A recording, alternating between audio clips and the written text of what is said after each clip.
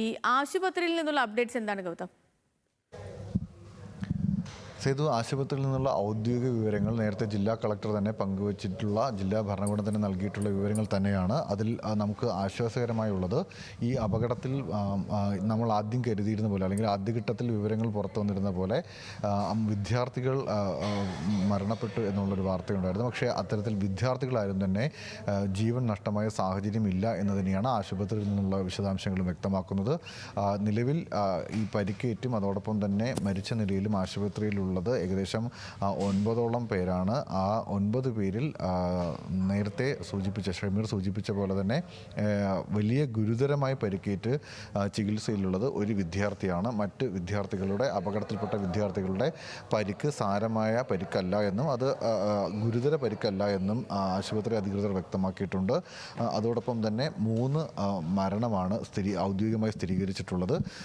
ആ മരിച്ച 3 പേരും വിദ്യാർത്ഥികളല്ല, മറിച്ച് അവിടെ ബസ് കാത്തുനിന്ന മുതിർന്ന ആളുകളാണ്. എങ്കിൽ പോലും അവരുടെ ജീവൻ നഷ്ടമായി എന്നുള്ളത് തന്നെയാണ് ദൗർഭാഗ്യകരമായി ഈ അപകടത്തിൻ്റെ ഏറ്റവും വിഷമിപ്പിക്കുന്ന വാർത്തയായി പുറത്തു വരുന്നത്. ഈ മരിച്ച ആളുകളിൽ ഒരാൾ കൊട്ടാരക്കര സ്വദേശിയാണ് എന്ന് വ്യക്തമായിട്ടുണ്ട്. പക്ഷേ ആളുടെ മറ്റ് വിശദാംശങ്ങൾ സംബന്ധിച്ച് ഇപ്പോൾ നമുക്ക് വിവരങ്ങൾ പുറത്തുവിടാൻ കഴിയുന്ന സാഹചര്യമല്ല. അത് ഒരിക്കൽ കൂടി ഉറപ്പിച്ചതിന് ശേഷം മാത്രമേ പങ്കുവയ്ക്കാൻ കഴിയൂ എന്നാണ് ആശുപത്രിയിൽ നിന്നും വ്യക്തമാക്കിയിട്ടുള്ളത്. അതോടൊപ്പം തന്നെ മറ്റ് 2 പേരും മുതിർന്നവരാണ്. ഇവർ ജോലിക്ക് പോകാൻ വേണ്ടി കാത്തുനിന്ന ആളുകളാണെന്നാണ് മനസ്സിലാക്കാൻ സാധിക്കുന്നത്. അതിൽ ഒരാളുടെ മൃതദേഹം പുറത്തെടുക്കുമ്പോൾ തന്നെ അത് ചിതറിയ നിലയിലായിരുന്നു എന്നുള്ള വിഷമിപ്പിക്കുന്ന ഏറ്റവും ദൗർഭാഗ്യകരമായ ഒരു വാർത്ത കൂടി, അല്ലെങ്കിൽ ഒരു വിവരം കൂടി ആശുപത്രി അധികൃതർ നൽകുന്നുണ്ട്. ഈ മൃതദേഹം ആരുടേതാണെന്ന് തിരിച്ചറിയാൻ കഴിഞ്ഞിട്ടില്ല. മുതിർന്ന ഒരാളാണെന്ന് മാത്രമാണ് ഇപ്പോൾ മനസ്സിലാക്കാൻ സാധിച്ചിട്ടുള്ളത്. ഈ അപകടത്തിൻ്റെ ആഘാതത്തിൽ, അതായത് ഈ വാഹനം വലിയ വെയിറ്റോട് കൂടിയിട്ടാണ് വന്ന് ഇടിച്ച് കയറിയത്. അതുകൊണ്ട് തന്നെ ഈ നേരിട്ടുള്ള ഇടിയുടെ ആഘാതത്തിൽ മനുഷ്യ ശരീരം ചിതറിപ്പോകുന്ന സാഹചര്യം ഉണ്ടായിട്ടുണ്ട് എന്ന് വ്യക്തമാക്കുകയാണ്. അത്രയും ഭീകരമായിട്ടാണ് ഈ അപകടം നടന്നത് എന്ന് വ്യക്തമാക്കുന്നതാണ് ആരോഗ്യ മേഖലയിൽ നിന്ന്, ആരോഗ്യ സംവിധാനങ്ങളിൽ നിന്ന് നമുക്ക് ലഭിക്കുന്ന വിവരം. ഇവരെ ആദ്യഘട്ടത്തിൽ, ഈ പരിക്കേറ്റവരെ ആദ്യഘട്ടത്തിൽ കൊട്ടാരക്കര താലൂക്ക് ആശുപത്രിയിലേക്കും സമീപത്തെ സ്വകാര്യ ആശുപത്രികളിലേക്കുമാണ് കൊണ്ടുപോയത്. അവിടെ നിന്നും നിലവിൽ ഗുരുതരമായിട്ടുള്ള പരിക്കുള്ള, അതായത് കുറച്ച് സാരമായി പരിക്കുള്ള, കുറച്ചുകൂടി വിദഗ്ധമായ ചികിത്സ ആവശ്യമുള്ളവരെ പാരിപ്പള്ളി മെഡിക്കൽ കോളേജിലേക്കും കൊല്ലത്തെ സ്വകാര്യ ആശുപത്രിയിലേക്കും മറ്റൊരു വിദ്യാർത്ഥിയെ തിരുവനന്തപുരത്തെ സ്വകാര്യ ആശുപത്രിയിലേക്കും മാറ്റിയിട്ടുണ്ട് എന്നാണ് നമുക്ക് മനസ്സിലാക്കാൻ സാധിക്കുന്നത്. ഇവരുടെയൊക്കെ നിലവിൽ ഗുരുതരമല്ല. ഇതെല്ലാം അവരുടെ ആരോഗ്യനിലയെ സംബന്ധിച്ച് ആശങ്ക നിറഞ്ഞ സാഹചര്യം നിലനിൽക്കുന്നില്ല എന്നാണ് ഈ ഘട്ടത്തിൽ ജില്ലാ ഭരണകൂടവും അതോടൊപ്പം തന്നെ ആരോഗ്യ സംവിധാനങ്ങളും നൽകുന്ന വിശദാംശം നമുക്ക് ലഭ്യമായിട്ടുള്ളത്. ഏറ്റവും പ്രധാനപ്പെട്ട കാര്യം, 12 പേരാണ് ഈ അപകട സമയത്ത് മുക്കോലയിലെ ഈ ബസ് സ്റ്റോപ്പിന് സമീപം ഉണ്ടായിരുന്നത്. അതിൽ 9ഓളം പേർ ഈ അപകടത്തിൽ പെടുകയും ചെയ്തു. ഈ അപകടത്തിൽപ്പെട്ടവരിൽ ഭൂരിപക്ഷം ആളുകളും വിദ്യാർത്ഥികളായിരുന്നു. വിദ്യാർത്ഥികളെ കൂടാതെ രാവിലെ ജോലിക്ക് വേണ്ടി പോകാൻ ബസ് സ്റ്റോപ്പിൽ കാത്തുനിന്ന, മുക്കോലിയിൽ ബസ് സ്റ്റോപ്പിൽ കാത്തുനിന്ന മറ്റ് മുതിർന്നവരായ 3 പേർ കൂടി ഈ അപകടത്തിൽപ്പെട്ടിരുന്നു. ആ അപകടത്തിൽപ്പെട്ട 3 മുതിർന്നവരും മരിച്ചു എന്നാണ് നമുക്ക് ഇപ്പോൾ വിലയിരുത്താനാകുന്നത്.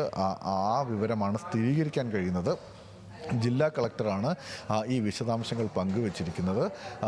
ജില്ലാ കളക്ടറും അതോടൊപ്പം തന്നെ ജില്ലാ ഭരണകൂടത്തിൻ്റെ പ്രധാനപ്പെട്ട ഉദ്യോഗസ്ഥരും ഉൾപ്പെടെ അല്പസമയത്തിനകം തന്നെ ഈ സംഭവ സ്ഥലത്തേക്ക് എത്തിച്ചേരും. നിലവിൽ ഈ അപകടവുമായി ബന്ധപ്പെട്ട് ലോറിയിലുണ്ടായിരുന്ന ആ ബസ് സ്റ്റോപ്പിലേക്ക് മറിഞ്ഞ മണ്ണ് മുഴുവൻ മാറ്റിയിട്ടുണ്ട്. അവിടെ ആ മണ്ണിനടിയിൽ ഇനി ആരും കുടുങ്ങിക്കിടക്കുന്നില്ല എന്ന് ഉറപ്പുവരുത്തിയതായി ഫയർഫോഴ്സ് അറിയിച്ചിട്ടുണ്ട്.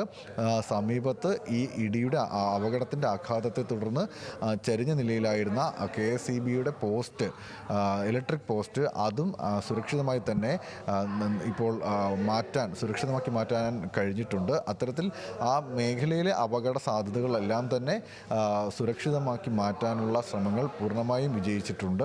ഒപ്പം തന്നെ ഇനി ആരും കുടുങ്ങിക്കിടക്കുന്നില്ല എന്ന സ്ഥിരീകരണത്തിലേക്കും കാര്യങ്ങൾ എത്തിയിട്ടുണ്ട്. മറ്റൊരു പ്രധാനപ്പെട്ട കാര്യം, ഇപ്പോൾ അവിടെ ഈ വാഹനം, ലോറി അവിടെ നിന്ന് മാറ്റാനുള്ള ശ്രമം ശ്രമമാണ് നടക്കുന്നത്. മറുവശത്ത് ഈ ലോറി അപകടത്തിൽപ്പെട്ടതുമായി ബന്ധപ്പെട്ട് ഈ പൂർണ്ണമായും അതിൻ്റെ പൂർണ്ണമായ അളവിൽ തന്നെ, അതായത് മുൻവശം പൂർണ്ണമായും തകർന്ന സാഹചര്യത്തിലാണ് ഉണ്ടായിരുന്നത്. ഈ ലോറിയിൽ ഡ്രൈവറും ക്ലീനറുമാണ് ഉള്ളത്. ഈ ഡ്രൈവറും ക്ലീനറും നിലവിൽ ആശുപത്രിയിൽ ഗുരുതര പരിക്കുകളോടുകൂടി ചികിത്സയിലുണ്ട്. കൊട്ടാരക്കര താലൂക്ക് ആശുപത്രിയിലാണുള്ളതെന്നാണ് മനസ്സിലാക്കുന്നത്.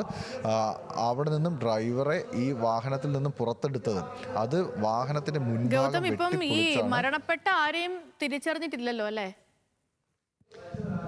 ഇല്ല, നിലവിൽ അവരുടെ വിവരങ്ങൾ സംബന്ധിച്ചുള്ള വിശദാംശങ്ങൾ ആരോഗ്യവകുപ്പ് പുറത്തുവിട്ടിട്ടില്ല.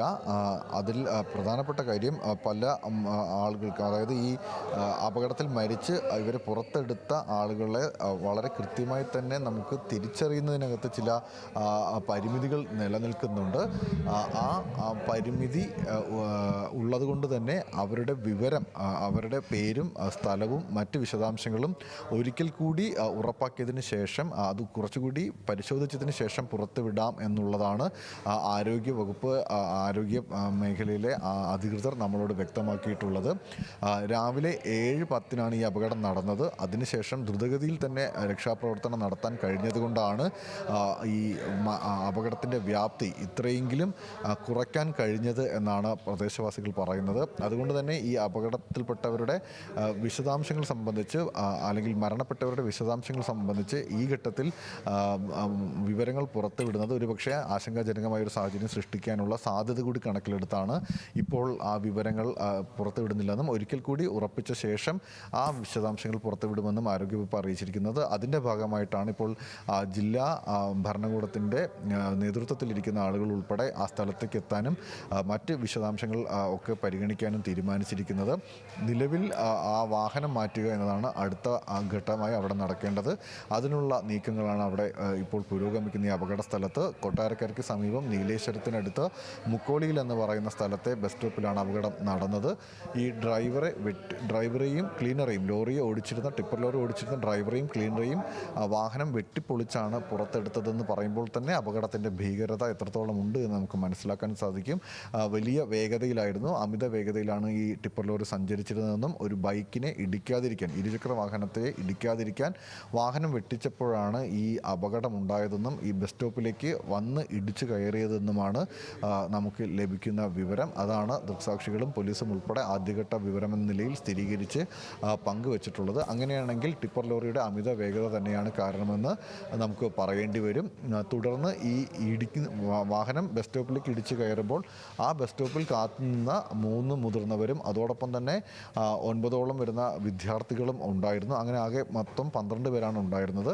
അതിൽ 3 പേർ ഈ അപകടത്തിൽപ്പെടാതെ രക്ഷപ്പെടാൻ അവർക്ക് കഴിഞ്ഞു. മറ്റ് 9 പേരാണ് ഈ അപകടത്തിൽപ്പെട്ടത്. അതിൽ 3 പേരുടെ ജീവനാണ് നഷ്ടപ്പെട്ടിരിക്കുന്നത്. ആ 3 പേരും മുതിർന്നവരാണ്. കുട്ടികൾക്ക് പരിക്കേറ്റിട്ടുണ്ട്. ആരുടെയും പരിക്ക് ഗുരുതരമല്ല. അവർ ചികിത്സയിലാണുള്ളത്. ഈ മരണപ്പെട്ട ആളുകളിൽ ഒരാൾ കൊട്ടാരക്കര സ്വദേശിയാണ് എന്നുള്ള വിവരം മാത്രമാണ് ഇപ്പോൾ നമുക്ക് ഔദ്യോഗികമായി പങ്കുവയ്ക്കപ്പെട്ടതിൽ നമുക്ക് സ്ഥിരീകരിക്കാൻ കഴിയുന്ന വിവരം.